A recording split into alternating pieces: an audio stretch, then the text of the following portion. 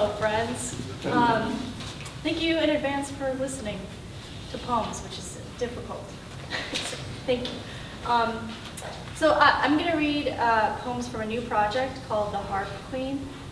The Harp Queen is a queen who has a harp, like a musical instrument, for a head, and she also has pets. She has an alligator, a stork, a monkey, and she has a jellyfish that lives in a bell jar, and it's like a mirror. She looks into it and asks it questions, and it tells her what's going on. She also has a brother who you will meet. Morning. Queenly itches to put on her breakfast bloomers, itchy themselves as if harboring castles about to hatch. Queen is dismally undersexed, but must birth a yearly cretin to keep her station. She hates it like she hates milk, another creature's lactation submarining in her belly. If she were a scientist in Antarctica, she could be a different person. Clothed in the hide of a polar bear cub and its mother, she could molt into the largest seabird. She could be queen of the penguins. She could challenge the emperoid to a hairy duel. If only they would turn down the heat in this place. Where did all the servants go? The monkey picks croissant crumbs out of her chiffon, and she notices that the morning room cockatiel is dead. Why does she pay these people? And who are they? Rotting mead is splashed on the carpet, and her tapestry calls out from the other room. She is afraid of it. It is always edging out a tarantula or some such horror. One time she looked up, she must have been asleep, and saw that she had loomed a magnificent white horse without any knowledge of it. No, today monkey and her shall commence inking a volume of philosophy. She can already hear the beginning, a sullen seed in the maws of yore. Sometimes she places her whole foot in the alligator's mouth.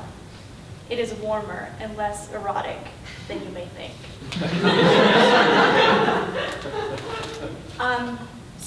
The queen occupies a nebulous position in time and space, but she does own sugarcane plantations overseas that she is only dimly aware of. Guilty. Wasn't it she, Queen Bee, mustachioed, cocooned, blind? Wasn't it her own sugarcane thickening in blood and stock overseas? Did she not nightly carve a map, plotting thick by thick, and daily partake of pastries, stir her milk? Was she not her own morning ghoul, sipping juice? Her castle built on stilts, candied with spikes? She shook all over, the green glassed syrup dusted from her pores. Like a queen and molting and hiding shook she. Had Queenly forgotten her own face? She looked and saw it was, of course, a harp, bars over a dungeon of silked space. And always that tongue seeming apart, seething, the seams speaking, the speak spitting and forking, apple hollowing with no known worm, forking its tongue. Brother is birthed. Brother arrived in a large golden egg when she was 3 years old. Egg rolled over marble and into library where she did read. She dressed up nice, a ribbon round her neck for this. Oh, brother, said she, and rolled her very eyes. She knew it was he even as they had no parents. Sighed, pounding a fist inside an Eggley cracked. Good day, Brother Eggley, said she. It emerged, bird enormous, blind, slobbery, wings ajar, blue-gray, and goodbye. She closed book, left the room. All afternoon, Brother's cries echoed the castle. Had always been just the two of them, hadn't it. She read recipes for the living, queries for the dead, and bit the heads off radishes, while brother dropped down again and again, dragging newborn wet wings through the filth. Queenly escapes. Twilight, no guard. In holy cloak and nimble foot, she weeps at what she sees. What has she been doing all this time, indoors? Her past a smudge, her body tepid meat, so very long. What have been her hours, her limbs, now tenderness and juicy? Dragonflies could suck sustenance from her sweat gardens. She will be famous to the heralded magpies. She to be usurped by her own wisdom. Walking, walking, a blister on her small toe.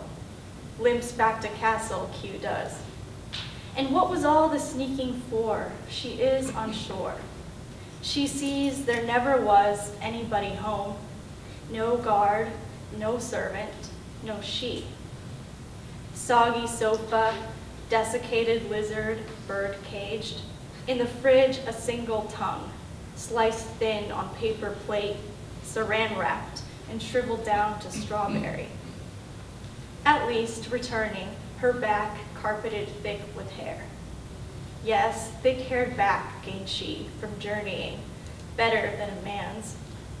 Her soul, she sees, travels more mysterious across it than the great black stones across desert sands. How they glide alone, without aid or kin, glides she. How you guys doing? Good. You like the Queen? Raise your hand if you would have tea with the Queen. Yeah, right. She doesn't want to have tea with you either. All right, we're halfway through, even more. 3 poems. This is Guilty number 2. Queenly unscrews the harp. Plants soil down, torso first. Sprouts sugarcane out her neck hole. Skites it down with her own 2 hands. Boils it, eats, drinks, again. Her bloody unwisdom crawls out of the sparkling mud. Brother droppings. Brother Agley examines various droppings in the halls, wrings his hands, places specimens in zip-top plastic bags. Queenly and he eat cereal, stab hot dogs on dusky Sundays in front of the nodule. Afterwards, Brother galumps basement-wise to turn his knobs. Knobs are black glass and iron. Sometimes, he says, knobs control the stars or the populace. But it frightens his grinning at them and delicate turning. Days where he weeps on marble into his awful wings, sweeping the droppings with them, alligator tonguing his face and stork clawing into back. Then she feels sorry. But afterwards, days where brother plucks her harp strings and she hurts all over in the face. Brother morphs continuous. Thimble fly, butterfly, fruit fly, brother fly. Days in and out. This last poem. Carnival. Queen patios in her patois. Shoulders wondering at the sun. Pets leashed, lapping from glass chalices. Her neighbor's heart speaks to her in the language of polyps, in the language of snails. Close up, Queen is comprised of geometry, like the sea. Unlike the sea, she is not angry, but colorful. Everything is color to her. House of green and yellow, cockatoo smashed. Occasion she'll enter a red room, engraved in the knotty veins of a heart carcass. She wants to be among the populace. She's not really a queen, or no one can remember of what. If at all, she is queen of yellows, greens, and blues, hues tropical, patterning her insides. She hopes the people will touch her whalebone, craves to smell the bakeries of their hair lobes. Queen is now tornadoing around the foyer, picking up debris bits and spitting them forth from her person. And now you want to know her, you neighbor. Your hair is dripping with something other than sweat. At the costume ball, she'll be wearing monkey in her harp strings, and he'll be wearing a mask. Every time her brain singes, a beautiful watermelon rolls off the roof and onto your head. Thank you.